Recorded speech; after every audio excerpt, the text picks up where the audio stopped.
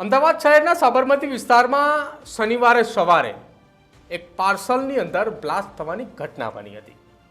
આ ઘટનાથી સમગ્ર વિસ્તારની અંદર ખળભળાટ સાથે પોલીસ બેડાની અંદર એ પ્રકારની ગમગીન છવાઈ ચૂકી હતી કે અમદાવાદની અંદર બ્લાસ્ટ, જોકે આ પાર્સલ બ્લાસ્ટ ઘટનામાં કોઈ ગંભીર ઈજાઓ નહોતી પહોંચી, પણ એક બાળક સહિત 2 લોકોને સામાન્ય ઈજાઓ પહોંચી હતી। જે માહિતી મળી હતી તે માહિતીના આધારે અમદાવાદ ક્રાઇમ બ્રાન્ચ સહિત ઉચ્ચ અધિકારીનો પોલીસનો કાફલો ત્યાં ઘટના સ્થળે પહોંચી ચૂક્યો હતો અને પાર્સલની અંદર જે બ્લાસ્ટ થયો હતો તે બ્લાસ્ટમાં બેટરી અને બ્લેડ હોવાનું સામે આવ્યું હતું। બ્લાસ્ટ થતાની સાથે આસપાસના વિસ્તારની અંદર તપાસ હાથ ધરવા માટે ડોગ સ્ક્વોડ અને બોમ્બ સ્ક્વોડ પણ ત્યાં પહોંચી ચૂકી હતી। જોકે પ્રાથમિક તપાસમાં આ ઘટના પહેલાં પાર્સલમાં બોમ્બમાં પ્રથમ એ ધુમાડો નીકળ્યો હતો અને ત્યારબાદ અચાનક બ્લાસ્ટ થયો હતો।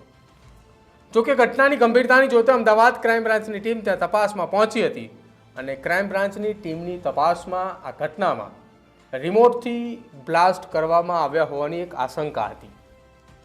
જોકે આસપાસના વિસ્તારમાં તપાસ કરતા બ્લાસ્ટ કરી 2 લોકો રિક્ષામાં ફરાર થયા હોવાની પણ આશંકા અંગે પુરાવા મળ્યા હતા, જેમાં સીસીટીવી ફૂટેજ અને આસપાસના લોકોની માહિતીના આધારે ફરાર થયેલા બંને લોકોને ઝડપી પાડવા માટે પોલીસે ટીમો બનાવી હતી।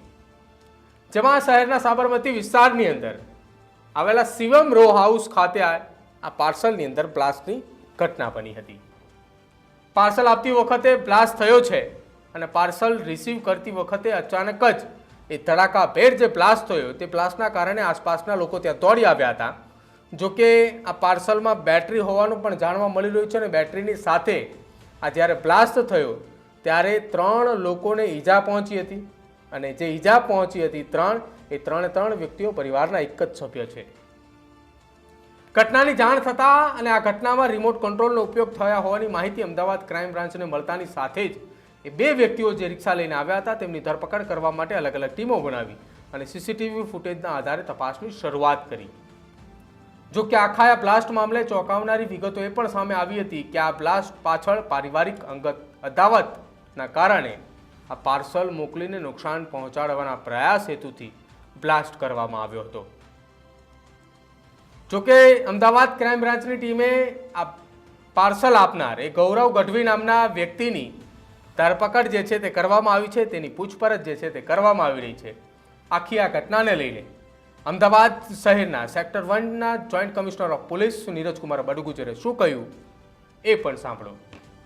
शिवम रो हाउस साबरमती विस्तार है। यहाँ पर जो बलदेव भाई हैं उनके घर पे एक गौरव भाई निरंजन भाई गढ़वी हैं, वो एक पार्सल देने आए थे और उसके अंदर एक पार्सल ब्लास्ट हुआ और इसके अंदर जो एक्यूज्ड है गौरव भाई निरंजन भाई गढ़वी, उनको पकड़ लिया है। उनका जो है कुछ डिस्प्यूट अंदर का चल रहा है, इसके लिए ऐसा बनाव बना है और पुलिस के द्वारा बाकी आरोपियों की धरपकड़ करने के लिए टीम के द्वारा कार्रवाई करी जा रही है। इसमें जो कुछ पार्सल बना के लेके आए थे जिसके अंदर ब्लेड भी थे और जो स्विच एक इलेक्ट्रॉनिक स्विच बना रखी थी जिसके अभी FSL की टीम उसको चेक कर रही है। VDDS की टीम यहाँ पर है। રૂપેણ બારોટે બ્લાસ્ટ કરાવ્યા હોવાની હકીકત સામે આવતાની સાથે જ અમદાવાદ ક્રાઇમ બ્રાન્ચ સહિત અમદાવાદ પોલીસની ટીમ એ રૂપેણ બારોટની હિસ્ટ્રી પાછળ લાગી ચૂકી હતી।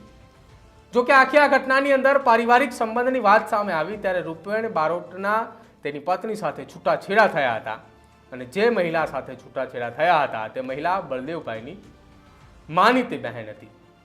એટલે કે રૂપેણ બારોટે જેના ઘરની બહાર બ્લાસ્ટ કરાવ્યો એ અન્ય કોઈ નહીં પરંતુ બળદેવ હતો।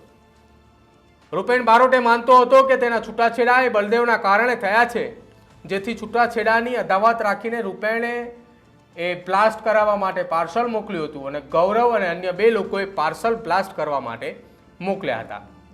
સ્થાનિકોના મતે પાર્સલ નહોતું મંગાવ્યું તેમ છતાં એ ઘરે પાર્સલ પહોંચ્યો આ પ્રકારની દલીલો થઈ રહી હતી। જોકે જ્યાં પાર્સલ આપવા આવનારની સાથે અન્ય 2 લોકોએ દૂર રિક્ષામાં પણ બેઠા હતા ને ત્યાં ઇશારાઓ પણ થતા હતા અને જેવું પાર્સલ સોંપ્યું તો તેનાથી દૂર એ રિમોટ પણ દબાવાયું હતું કે જેમાં ખૂબ મોટો વિસ્ફોટ થયો ના બનાવની અંદર એક 5 વર્ષના બાળકના પગમાં ઈજા પણ થઈ હતી અને એવું સ્થાનિકો કહી રહ્યા છે। જો કે અમદાવાદ પોલીસની તપાસમાં આ બ્લાસ્ટ પાછળ રૂપેણ બારોટનો હાથ હોવાનું તપાસમાં ખુલતાની સાથે જ વધુ વિગતો પણ મેળવી હતી અને ક્રાઇમ બ્રાન્ચની ટીમે રૂપેણ બારોટના ઘરે જઈને પણ તપાસ શરૂ કરી. જ્યારે તપાસની શરૂઆત થઈ ત્યારે આખી માહિતી સામે આવી કે આ બોમ્બની અંદર ઇલેક્ટ્રિક સર્કિટનો પણ એક ઉપયોગ કરવામાં આવ્યો હતો કે જે સર્કિટ થકી રિમોટ કંટ્રોલથી આ બોમ્બ એ કંટ્રોલ હતો. અને આ જ બોમ્બની અંદર કેમિકલનો પણ ઉપયોગ કરવામાં આવ્યો હતો. જો કે આ બોમ્બમાં કયું કેમિકલ છે તેની તપાસ FSL કરી રહી છે અને સાથે જ બોમ્બ જે જગ્યાએ એટલે કે જે જગ્યાએ બ્લાસ્ટની ઘટના બની તે જગ્યાએ BDDSની ટીમ પણ પુરાવા એકત્રિત કરીને તપાસ કરી રહી છે.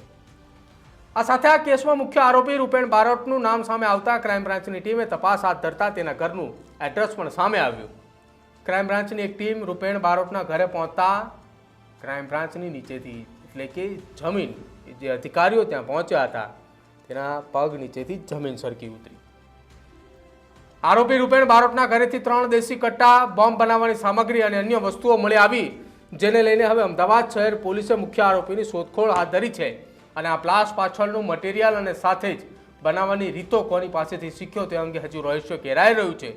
જો કે હવે આ કેસમાં જ્યાં સુધી મુખ્ય આરોપી રૂપેણ બારોટ નહીં પકડાય ત્યાં સુધી રહસ્ય ઘેરાતું રહેશે.